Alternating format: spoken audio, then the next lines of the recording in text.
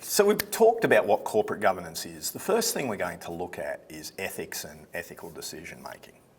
Look, we could do essentially an entire degree, some would call it a philosophy degree on ethics, but we can't do that, right? We've only got a couple of hours to look at it. It really is an important topic. So rather than do the full extensive review of ethics, the idea here is to recognise that there are different ways of thinking about what's ethical. And we're going to choose a couple of ways of thinking about what's ethical and concentrate on them as an example. It's not meant to be this is the be-all and end-all of all you need to know about ethics. It's just to introduce this idea that two people with entirely different views can both believe, quite rightly, that they're acting ethically. Okay? And to recognise that, and for you then to be able to think about, well, what's my ethical perspective? And to recognise that it might not match people who I'm interacting with. And what can you do about that, right? What are some ways around it? So that's really what the purpose is, to start thinking about what is ethics, what is ethical. So normally you'd start something like this with a definition, but instead, I'm a dad, so you get a dad joke, right? So the kind of dad joke is, imagine that there's a dry cleaner, and the dry cleaner comes home one day and the kid says to him, hey, what's ethics? And the dry cleaner says, well, imagine a customer comes in and they got a $100 note in the jacket. The kid goes, yeah. And the dry cleaner says, well, $100, well, the ethical dilemma is whether I tell my partner about the $100 in the jacket or not. So if you think about that, yes, it's a very bad joke, but it teaches us a lot about ethics. So have a think about what it actually means. So it's only a bad joke because there are kind of two levels of ethics that we're dealing with, right? Is it ethical to tell the customer about the $100 is what we would normally expect is ethical behaviour, versus the punchline of telling the partner about the $100 and sharing it. So you might have heard of a phrase like there's honour amongst thieves, right? So thieves don't steal from each other. So this idea of what is ethical can change with the group. It also kind of teaches us that there's what we consider ethical is generally agreed in society. Right? The joke only kind of works because most people would expect the ethical thing to be is about telling the customer about the $100. So you can see this idea that ethics relates to these relative differences. The second thing that we see is that ethics is dealing with expected behaviour. Right? This is about what someone's going to actually do. So it has to have this impact in society rather than being a thought experiment per se. Ethics guides action. And that's really why we're very interested in it from a governance perspective, because what we're trying to do is look at the action within a corporation. Ethical issues are really quite complex, and they're particularly complex in business. One of the most difficult things, I think, for a lot of people to recognise is their own ethical perspective, and then to be able to isolate when they have a dilemma. Because often we think we know what's ethical, but just like the dry cleaner, other people might not think so, right? Particularly when self-interest is at bay. So having a couple of tools to think about ethics is really useful in thinking that through. The other thing is ethics only become a problem when you've got a dilemma, right? If you don't have a dilemma, then there's no ethical problem. So let's think about, say, a particular problem. We can draw a quick, being an old consultant, love a 2x2 matrix. So let's think about the situation where we have something that's illegal and something that's legal. And then we can say, well, we can have what's ethical and unethical, right? Because just because something's legal doesn't mean it's naturally going to be ethical.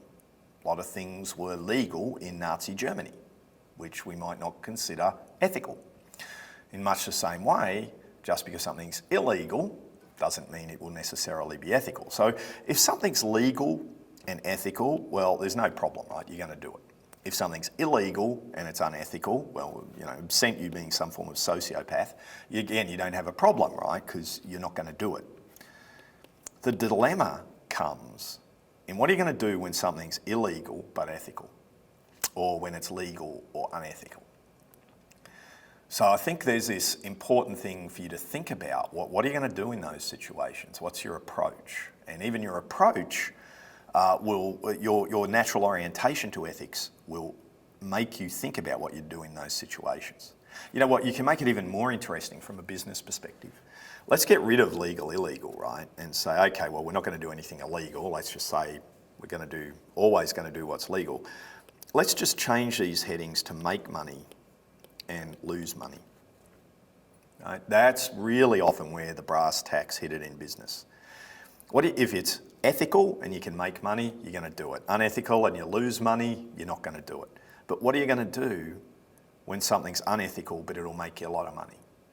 Or what are you going to do when you could lose money in order to be ethical? They're the dilemmas that are often faced in business. So, if we're thinking about ethics, I think the other difficulties arise in how we often think about it. So one of the ways that we think about ethics is as though it's digital, like it's on or off. Someone's ethical or they're not, right? Or an action is ethical or it's not. We tend to think of these black and white words when in reality, often ethics is more analog, right? It's this continuum between ethical and unethical, very rarely this hard line that we see. Second thing is if you deal with any kind of dilemma, dealing with it is going to take courage because otherwise it wouldn't be a dilemma. So that courage to overcome the short-term pain and things like we know that whistleblowers are most often punished for whistleblowing on illegal and unethical acts. Despite them doing the right thing, they end up career loss, financial loss, health loss. So it takes a lot to stand up against systems. And again, we'll do a couple of exercises to try and highlight that as part of what we do in the course, in the class. And then finally, as part of those exercises, we'll see that despite how we think about how people act, most people conform to the system that they're in or leave the system.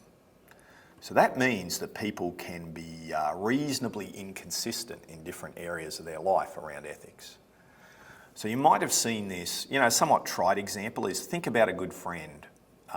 Everyone's got a good friend who they play sport with, I don't know, tennis, golf, whatever's your fancy. And they're the nicest person you'd want to meet until they get on the bloody tennis court. Then they're throwing the racket, they're calling in balls out, they're just being ridiculous, right? And you say it's totally unethical behaviour. Then you finish the game and then suddenly they're all kind of sweetness and light here. Everything's changed back to being this. So what's going on there, right? So in a different context, for some reason, they associate, say, the game with a different mode of behaviour. And often people think about that in business, right? That you can behave differently in business than what you might do in your personal life, etc. And in fact, we have entire games. Think about poker, right? You can't win without lying. Right? So you sit there and go, there are these different contexts which change our approach. And it's very easy to conform to something that you mightn't want to do ethically. So that's why stepping back and thinking about your personal approach to ethics is really kind of quite important as well. So why is it so important? Well, when things are going well, no one will really pull you up around the ethics. It's when things are going bad, and that's what this Warren Buffett quote is, right? It's only when the tide goes out that you know who's wearing swimmers.